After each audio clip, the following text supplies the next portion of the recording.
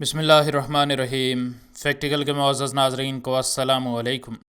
ناظرین گرامی، ایک ماں کے لیے ایک بچے کو جنم دینا نہ صرف ایک بے حد خوشی دینے والا لمحہ ہوتا ہے، بلکہ بے حد پریشان کن لمحہ بھی یہی تصور کیا جاتا ہے۔ لیکن جڑواں بچوں کی پیدائش جس طرح خوشیوں کو دو گنا کر دیتی ہے، ویسے ہی خطرات اور پیچیدگیوں کو بھی بے حد بڑھا دیتی ہے، اور نہ صرف ماں کی اپنی جان کو خطرہ ہوتا ہے، بلکہ بچوں کی جان کو بھی بے حد خطرات لاحق ہوتے ہیں۔ اور ایسے ہی اس ماں کو اس کی زندگی کا سب سے بڑا سرپرائز تب ملا جب اس نے اپنے جڑواں بچوں کو جنم دیا، حتیٰ کہ ڈاکٹرز بھی حیران ہوئے بغیر نہ رہ سکے۔ ناظرین، اس کہانی کی ابتدا امریکی ریاست اوہایو سے ہوتی ہے، جہاں پر رہنے والی ایک میتھ ٹیچر سارا تھسلویٹ اپنے بچوں کی اس دنیا میں آمد کی منتظر تھی۔ یہ دونوں والدین اپنے دو جڑواں بچوں کی خبر پر نہ صرف بے حد خوش تھے، بلکہ ان کے ذہن میں بہت سے سوالات بھی تھے۔ ان کے جڑواں بچے بہت ہی خاص تھے، اور نہ صرف وہ ایک جیسے ہونے تھے، بلکہ وہ مونو ایمنیوٹک بھی تھے، جس کا مطلب یہ ہوتا ہے کہ یہ جڑواں بچے ماں کے پیٹ کے اندر ایک ہی تھیلی میں موجود تھے، اور ایسے صرف 10,000 میں سے ایک جڑواں بچے ہی پیدا ہوتے ہیں۔ اس وجہ سے ان بچوں کے والدین کو یہ بات بڑی ہی اچھی طرح معلوم تھی کہ ان کے بچے بے حد اسپیشل ہوں گے، لیکن وہ ابھی اس بات سے ناآشنا ہی تھے کہ ان کے بچوں کی پیدائش بڑی ہی خاص ہونے والی ہے۔ سارا نے آخری 2 مہینے ہسپتال میں ہی گزارے، کیونکہ اس کے پیٹ میں یہ خاص بچے پل رہے تھے جو کہ خاص تو تھے ہی، لیکن کسی بھی وقت کسی بڑے مسئلے کی وجہ بھی بن سکتے تھے۔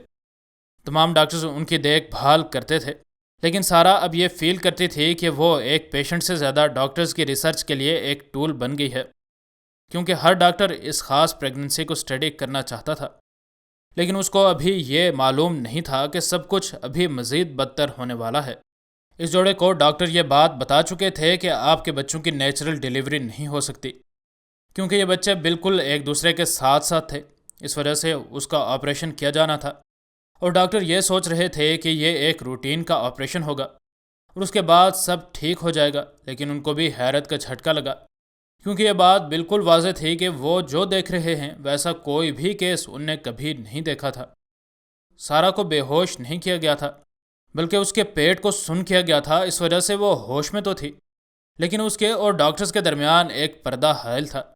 وہ بس اپنے بچوں کے رونے کی آواز سننا چاہتی تھی، کیونکہ یوں اس کو یہ یقین ہو جاتا کہ اس کے بچے ٹھیک سے سانس لے رہے ہیں اور ان کی پیدائش کامیابی سے ہو چکی ہے۔